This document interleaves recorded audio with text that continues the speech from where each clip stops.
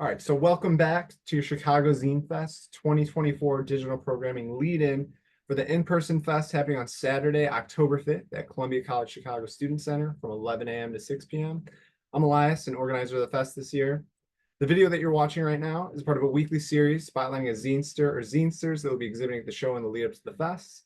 Last time, we spotlighted cartoonist and Zinester Abby Kaysen and the Columbia College Chicago's illustration student group ISG. And today we're spotlighting cartoonist, zinester, and educator Ryan Claytor. Ryan is a cartoonist and professor of comics at Michigan State University, where he teaches comics studio courses and spearheaded the development of the interdisciplinary comics minor between the art and English departments. His achievements have included 6 small press and alternative comics expo prizes and 2 nominations for the Ringo Comic Industry Award. Currently, Ryan is on a book launch for his newest release, One Bite at a Time. And over there it is. There, visual aids. You're ready. You're prepared. This is video, right? And over, as you can tell, an oversized hardcover art book featuring 250 plus pages of behind-the-scenes art and design spanning 2 decades of his work, and a book of which he'll be doing a signing for the day of the fest at Challengers Comics and Conversation in the Bucktown neighborhood of Chicago at 6:30 p.m. So right after you go to the fest, just take the red line, blue line straight over to Challengers and just say hey to Ryan. So Ryan, with all that said, that was a lot. How's it going? It's great. Thank you so much for having me here, Elias. I really appreciate you chatting with me today and mentioning my new book, which I'm very excited about. Yeah, of course. And I feel like saying a book launch tour is a little modest for looking at your dates that you've been posting on Instagram. Like you've been going since, is it beginning of July or no? Yeah. Okay. July was the first tour stop. It was at the Capital City Comic Con here in Lansing, Michigan, where I live. But I'm trying to get to as many states, as many stops as I can. I've been to Ohio, going to Chicago, as you mentioned, California. I've got a remote visit in Oregon as well coming up. So trying to get, as many places as I can. Yeah, for sure. And also a big one too. You went to San Diego for the book. And that's That's like right. that in its on its own is just a huge like undertaking. So along with all those other dates. And then I was looking too, it ends. I think your tour ends in November, right? So That's that's right. So pretty much the latter half of 2024. This okay. year is my 20th year of making comics. So this is like a big celebratory book, a big celebratory year, kind of a milestone year for me. It also happened coincidentally to coincide with me being a judge for the Will Eisner Comics Industry Awards this year as well. So that was a really incredible experience too. So this is just like, I don't know, I'm feeling very grateful and overwhelmed Yeah. and just kind of taken aback by this year. This is a memorable year for me. Yeah, no, definitely. I mean, that feels like a culmination of everything you've been doing. So that's pretty cool. I had no idea. Yeah, judge on that panel. That's really cool. I did not know about that. But that's yeah, just add another like cap, of what you're doing. But cool. Yeah. So obviously I wanted to touch on the book because I feel like it is like like you said, it's a retrospective of everything and it's a culmination of everything. How did everything get started with putting this book together? I know you're a big process junkie. Has it been something like always you wanted to do, or now it's like right place, right time? Yeah, well, the origin for this book was about 5 years ago. I released a book with one of my best buds, Nick Baldridge. We co-wrote a book called Coin Op Carnival, and I illustrated the whole thing. And we toured that book over the course of 2019. And at the very last stop of that tour, I was kind of sitting around at that last tour stop, just kind of doing some thinking and thought, it's 2019. Yeah. Been doing this comics thing for a while. Started around 2004. What does that mean? This is, oh my gosh, it's 15 years. And Yeah. here we are at the end of the year, and I didn't do anything Sure. to make any noise about it. So at Yeah. that time, I promised myself, okay, at the 20-year mark, I'm gonna, let some people know about it. And so I was trying to conceive of what might be an interesting milestone project to kind of celebrate that year. And was really kind of getting into art books at the time and thought, I'd like to do my own, and maybe this could be a 20th year release. And so over the course of the next 5 years leading up to right now. Sure. I've been working on this book, and as you said, it's an oversized hardcover art book featuring 20 years of my work in comics, illustration, and design. I've designed everything from neon signs to watches to illustrated pancakes, and it's all in here with a heavy emphasis on process. So each piece is not simply showcased, it also is paired with a little bit of didactic text, but mostly some instructional images, like how each piece came to be. So I'm really excited about the content of the book, of course, but I'm also really excited about the specialty formatting that exists throughout the book from cover to cover. So there's things like gatefold pages, vellum overlays, die cut reveals, embossing, textured pages, the list goes on and on. But these are all included to bolster the theme of process. So just for example, there's a particular page that features a high resolution scan of a page of my original artwork, sort of akin to like IDW artist edition books, if you've ever seen those. So you can see the inks, you can see the pencils that went down beforehand, you can see the texture of the page and the fact that it's a page of original artwork. But it's not simply printed in the book. On that page, there's a few die cut holes in that page so that you can see through to the following page, which features the final full color artwork. And since we're on video, maybe I can just show it to you. Here is the page in question. Features the original artwork scan and some holes cut in there so that you can see the before or the after or the before and after at the same time as they line up with one another. And then as you turn that page, it lines up with the opposite page as well. So that's just one of the specialty formatting features in the book. Like I said, there's a bunch of other stuff too. So I'll quit talking for a minute and let you chime in here and ask some questions if you have any. No. Yeah, yeah, no, that's cool. Because I was looking at your Kickstarter and it goes over all of that. And that's what's really interesting to me is like not only is it a, DIY, like kind of like processing book or process book of everything, but it also like not only as a book, but as like an art object, it's mimicking that same kind of like what you were just showing. So it's not only as like, is it about your process, but within it as an art object, it's mimicking that approach to how you do your work and just seeing every step of the way, which I think is really cool because it's really easy to kind of just compile all your thumbnails, all your layouts, and put that in there, but to have something that really interacts with the reader like that and grabs them, I think it's pretty cool. It's at that point it's more than a book, it's an art object. Yeah, thank you. I appreciate that. I really do enjoy books as art, and I'm trying to make this celebratory book as much of an art object as possible, like a very functional, practical art object. It's all done for a particular reason. And, like if I could mention maybe just another Yeah, yeah, yeah, specialty formatting option, I mentioned some gatefold pages in yeah. here. And there's one in particular where it features a poster design that I illustrated for the Michigan State University Comics Forum. So this is the feature page on the right-hand side. But these pages are vertical gatefolding pages that fold out to show the original size of the original artwork as I originally drew it. So this is an 18-inch wide by 24-inch tall reproduction of the original art. So again, coming back to this theme of process, I really wanted to showcase things as authentically as possible so folks could get an idea of how it took to create each piece. Yeah, see when you're showing that, all I'm thinking about is setting up those printer files and how crazy that had to be.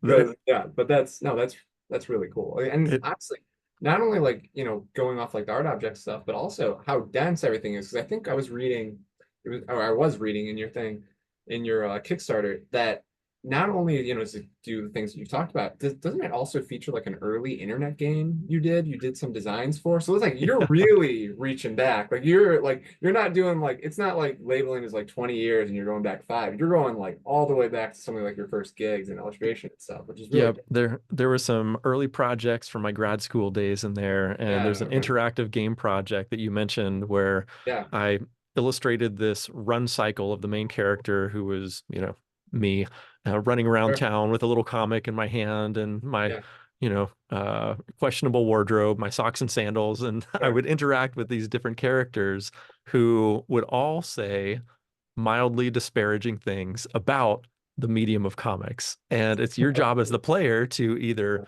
educate them or passively agree with them. And the secret in that game is that every mildly disparaging comment about comics was actually said to me in real life. So this whole game was built around me kind of trying to come to terms with some of these interactions that I've Yeah, had with people about this medium that I love, that is yeah, such a part of my life. And so at the time, I remember these comments just kind of hitting me in the face and, knocking me on my heels a bit and not yeah, really knowing how to respond. And, over the course of creating this game and trying to figure out what you might say to rebut those comments, but in a sure. respectful way and a way to educate people. It's kind of helped me move forward in life in a more confident way about this medium that's so close to me. Yeah, no, that's really cool. That I did not know. That's really cool. I feel like I've read a lot of comics, like autobio comics with that, but not necessarily games and stuff. So that's cool.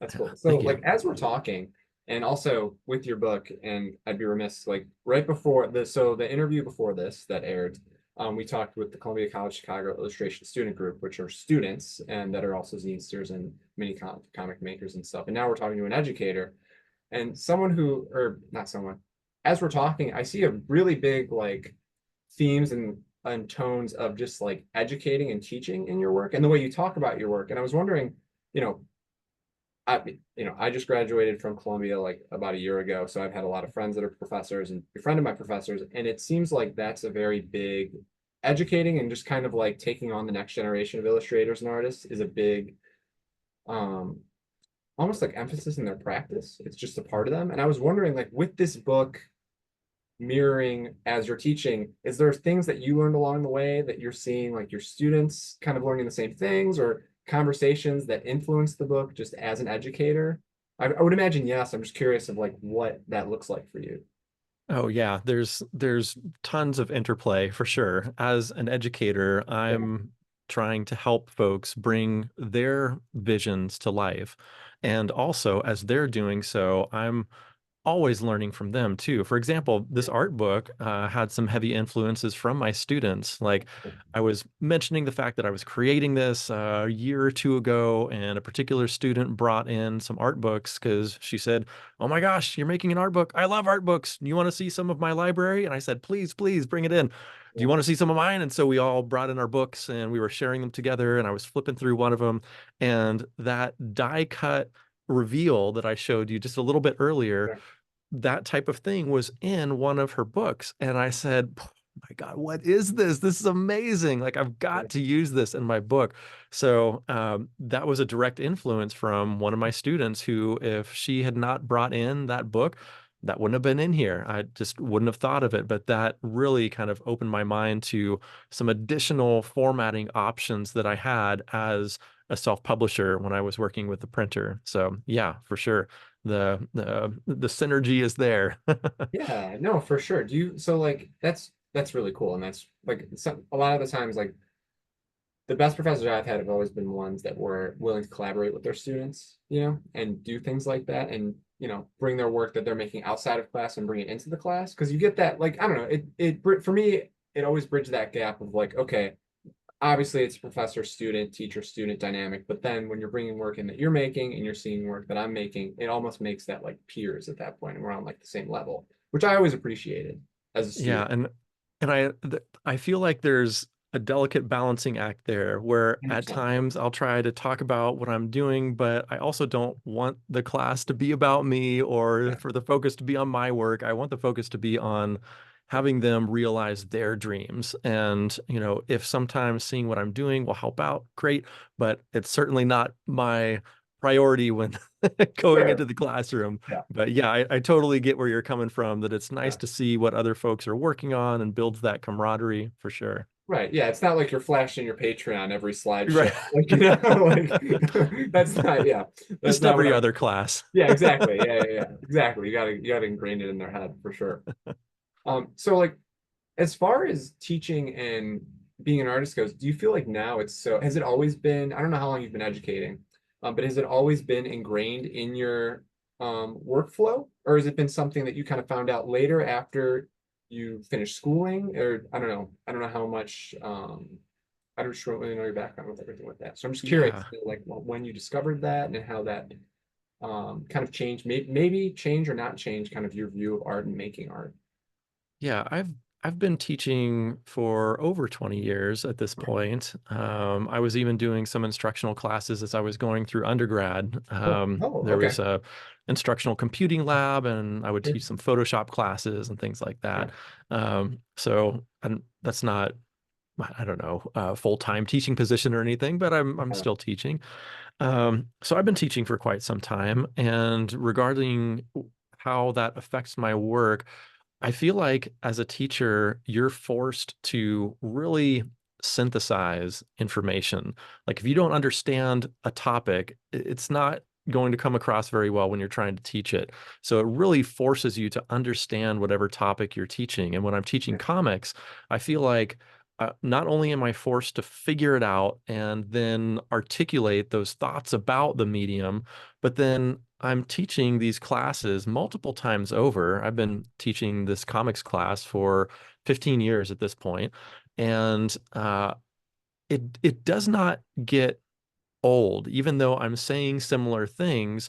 It's more like it ingrains it in my own head and makes it even more intuitive feeling. Like comics are not necessarily intuitive to create. There's a lot of things you have to consider as you're creating a sequential picture medium. Oh yeah. But with that said, the more I talk about it and the more I reiterate it for myself, the more that becomes ingrained, the more easy it is for me to create comics that have an easy flow, a better reader experience. Whereas before, when I first started, I remember diving into a story and showing it to someone who was much more experienced than me and asking me just really simple questions like, where are they? And I'm like, oh gosh, that's right. I should have an establishing shot. And like, I didn't even Yeah. think about it when I first started making comics. But now, after going over a lot of these principles, a lot of them are far more ingrained in me. And I feel a lot more confident about moving forward with my own work, having taught about it, having talked about it, having discussed it so many times at this point. Yeah, no, I can imagine. And to me, like, it's funny because I feel like whenever I talk to art educators, I feel like in some way, shape, or form, educating has always been a part of their practice, whether they Mm, realize it or not, you know? And just to see how, like you put it, how like symbiotic the relationship is really. You can't really have one without the other. And I think like all art is like that to a degree, you know, even like a group of friends if you're making art and you're educating each other on like different processes, different tools, different whatever, you know, it's just there. I feel like I'm coming off as such a big education guy. I didn't know this about me until this interview, but it's one of those things that it's just really interesting to me, especially in the small press space and the comic space where everything is so right in front of you and you can really do it with just a pen and a paper. mm. And among my generation, and I feel like generations coming up, you know, digital is such a big thing, and everyone's coming back to this really like tactile, what we were talking about earlier, like having an art object and making it, having it in your hands, and how proud of yourself you are of that, you know, and just making that thing by yourself. Yeah, yeah, for sure. And especially as you're conducting all these interviews, I can totally see that curiosity, that Yeah, educator type of mindset too. yeah. Yeah. But who knows? Maybe a year from now, I'll be getting my, getting my master's and just doing something. And I'll But be in your class eventually. You oh, can tell me what's wow. going on. Full circle. That'll be the 40th year of Right. it'll be yeah.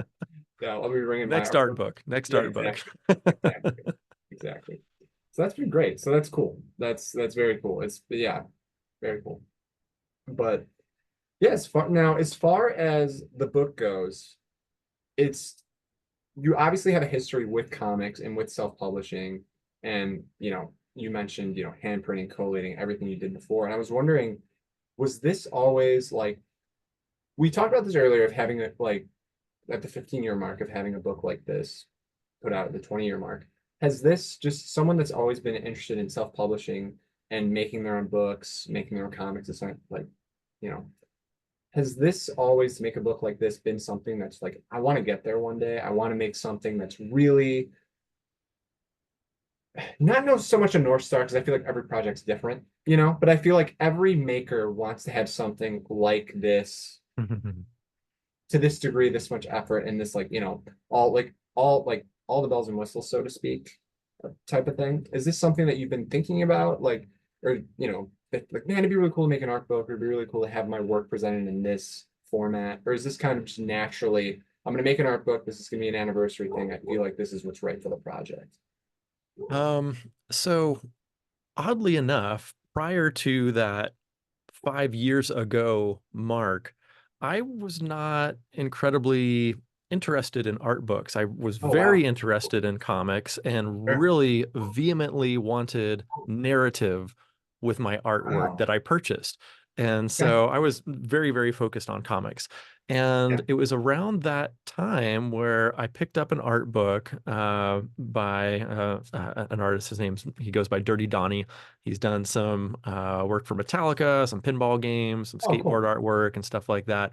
And I was flipping through that. I'm like, wow, this is really interesting, sort of getting a behind the scenes glimpse into his life, his studio, his practice, his work, how all that comes to be. And I really started thinking about it in terms of, well, I- I've got some work behind me now. Maybe I could put something like this together. And it was just sort of a big confluence of that realization that I missed a milestone marker at 15 years. What could I do, or what could I work toward? What would be a celebration? What would make sense? Because it's not like, if I go, I don't know, make a big ceramic bowl that it's going to celebrate comics. What's that mean? Well, Sure. if I make a book, that makes a lot more sense. What would that Yeah. book be about? I'm interested in this art book thing now. It all just sort of came together at that 5 year ago mark for me. Um, so I guess my mind sort of opened up a little bit to art books five Yeah. years ago, because prior to that, it really was not something that I partook in, that I purchased, that I sought out. But I really started reading art books heavily at that point and trying to figure out, what is an art book? What is it supposed to be? And I use that term very lightly, because an art book is not supposed to be anything. It's supposed to be Right. whatever you want it to be. Yeah. And after reading a bunch of them and seeing the different approaches, that realization kind of came over me, and it felt a lot more freeing to me. Like, oh, okay, there's not a supposed to be in art books. You can make it whatever you want. And some of the art books I was reading were really beautiful, but Sure. mainly just image after image piled together in a book. And while it was pretty, I was left feeling a little empty afterward. Like I want to know more about these pieces. Like, when was it made? Who'd you make it for? Why'd you make it? And none of those questions were answered for me. On the other hand, I also read art books that were like dissertations, just walls of text, and it was Sure. too Yeah. much for me. The text image balance for my taste just weren't there. And once in a while, I'd find an art book that I thought struck a really great balance of that, and Sure. said, okay, this I can get behind. This I feel like is something that is more suited to me. And then started designing my pages toward that. And 5 years later, here we are. Sure. Yeah, that totally makes sense. It's funny because within that, when you were saying that you were hyper fixated on comics and stuff, the way you were describing art books reminds me of how I kind of partake in some comics of just seeing either walls of texts Hmm. or just talking heads, or Uh-huh. I like that balance of Yeah. both. So it's really Yep. interesting. So I feel, man, comics is everything at some point. It's a way of life. You're preaching to the choir. Yeah, yeah, yeah. No, so that's cool. Well, awesome. Well, all right. So we're reaching close to time. So what I did, this is like obviously everything's been awesome about the book, and I'm very excited for your signing and for everyone to see the book. Now, do you have I'm the only thing I'm not up to date on is everything done. You have the books in hand, or are they being? Oh, they're done. Oh, Oh okay. yes, All right. I thought yes, that was like books. just like a proof or something. I didn't know they were done No, done. no, there's multiple copies. Oh, very They cool. all exist. They've all been printed. The Kickstarter has been entirely fulfilled at this point. All the backers have their books, and I I actually I'm going to give you an actually on that. There was one tier where there was a an opportunity to get a sketch inside the book, and I'm making my way through those as we speak. So there's like a handful or less of the books. I don't want Sure. to, make a fib. So there's a couple books left, but the entire other part of the Kickstarter campaign, almost 300 folks have their books already, and I'm touring Oh, the awesome. book. It's real, it's here, Awesome. it's big, it's beautiful. It turned out exactly like I wanted it to, which is saying a lot because I Yeah, asked a ton of my printer. There were so sure. many aspects of this book that could have just gone awry, and they didn't. They took the time with me to really work with me on these files, make sure everything was where it needed to be, placed where it needed to be, registered where it needed to be. And my gosh, I cannot be more happy with how these books came out. I mean, even I didn't even talk about the outside of the book, which is cloth bound, like it's actual Sure. cloth instead of paper. Not sure if you can see this, but Yeah, there's my blurry image of the cloth yeah. binding, dual foil stamped on the cover, spine and back cover, built-in ribbon bookmarks, copper gilded page edges to match Yes. the front of the book. It's just, like you said, it's the book of my dreams, and I'm so ecstatic that it's here and I get to share it with people now. So yeah, thank you so much for chatting with me about it. I know we're wrapping up, so I thought I would mention not only the signing at Challengers Comics and Conversation, which, if people are not aware, it is at 1845 Northwestern Avenue in Chicago. So Yes. you can find me there this Saturday, October 5th at 6 p.m. I'll be delivering a presentation there. And if by chance you cannot make it out there, you can also find the book at onebiteatatimebook.com. That's one bite at a time book.com, just like the title of the book. And that is the Western Blue Stop or Blue Line stop, everybody. So if you're taking the CTA, it's right off there. So, Good tip. so, Thank so I you. gotcha. Yeah, yeah. There's some great places over there. I mean, I go to challenges all the time. So awesome. Nice. Well, yeah, I was gonna plug everything you just said, but you did it for me. You're a pro. So you're doing my job for me. I don't know. Maybe next year you'll be here instead of me. So yeah. And obviously, yeah, stop by Ryan's signing. Earlier in the day, Zine Fest will be going on from 11 to 6. So it's like perfect. Just hop on the blue line and go right over. All right, cool. Thank you, Ryan, for taking the time. It was really great to talk to you. And I'm You excited to too, share. Elias. Yeah, Thank you so much. Wish you all the best with the show. Wish I could be thank you. there. Yeah, of course. Take care.